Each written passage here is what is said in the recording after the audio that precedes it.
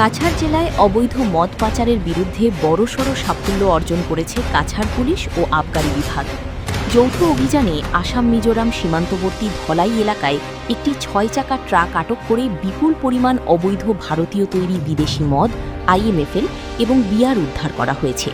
Police সূত্রে জানা গেছে, গোপন সূত্রের ভিত্তিতে পরিচালিত অভিযানে ট্রাকটিতে তল্লাশি চালিয়ে মেঘালয়ে বিক্রির জন্য নির্ধারিত মোট ২৩২ কার্টুন মদ ও বিয়ার উদ্ধার করা হয়।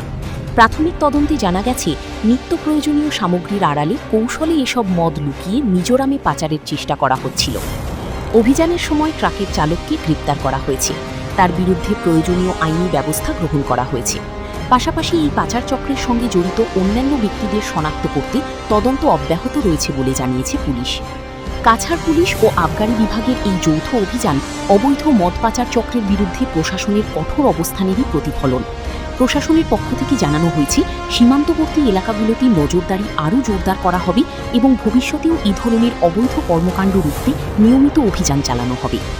এদিকে সচেতন মহলের দাবি, শুধু চালক বা পরিবহনকারীদের বিরুদ্ধে ব্যবস্থা নিলেই হবে না, বরং এই চক্রের মূল হোতাদের চিহ্নিত করে আইনের আওতায় এনে দৃষ্টান্তমূলক শাস্তির ব্যবস্থা করতে হবে।